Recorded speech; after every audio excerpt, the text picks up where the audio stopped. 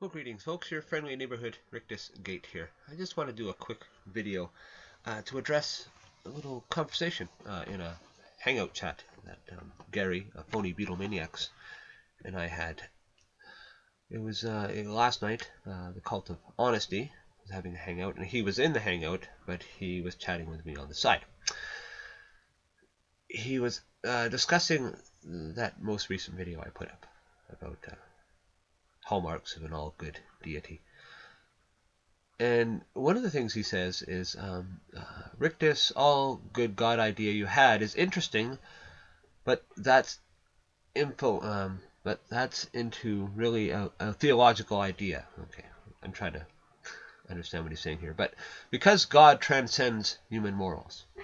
Okay, so I just kind of said, well, Gary, I understand what you said. I still find questions.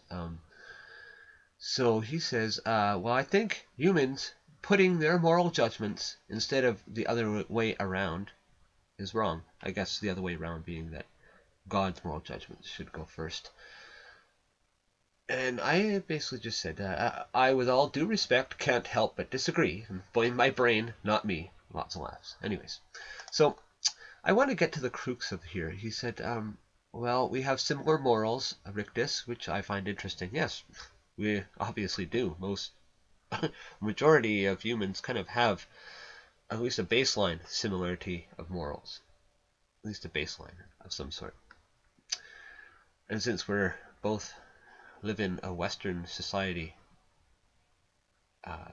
that has very similar cultural background, we probably have very similar outlooks.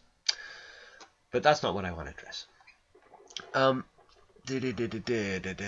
He says, I said, Gary, I think we'd agree 99% of the time. That's because you believe that Jesus' way is the best way, best thing for humans, and I want to live my life in a similar way. That is the best for my fellow humans. But I just don't see the need, or the idea, or what the supernatural, or whatever, God, sorry, you don't believe in the supernatural, what God has to do with any of this. So you ask, what if you indirectly do harm? I just said, then I make amends in any way feasible. Now, I didn't get a chance to really go into this, but I out there gardening today, and I kind of popped in my head. I would guess that if I asked you the similar question, what if you did some indirect harm to somebody? You would answer the same way. You would say that, well, I'd go and make amends. Say, I'm sorry. Geez, sorry. But you would also take that other step of asking forgiveness from God, I would assume. Now, the crux of my issue with so much of this is that, now, I'm speaking in general here, it seems that the theist places far more precedence or onus on whether they're forgiven by God over whether they're forgiven by the person they did harm to, indirectly or directly. So, if I went to that person and asked forgiveness, and they chose not to forgive me, that's up to them, and I did everything possible, well, guess what? They didn't forgive me, and I guess I could walk away and say I did everything possible, but they still didn't forgive me. Now with the theist, they can do that and ask forgiveness, and the person doesn't forgive them, but they can still turn to Jesus and say, forgive me, and Jesus will forgive them, and voila, they're fine. They might not feel fine because the person they harmed, or directly or indirectly, is still not forgiving them. They still might feel bad, but as far as God is concerned, whoop, whoop, it's wiped clean. We're fine. And to me, that's immoral. Not to give a shit.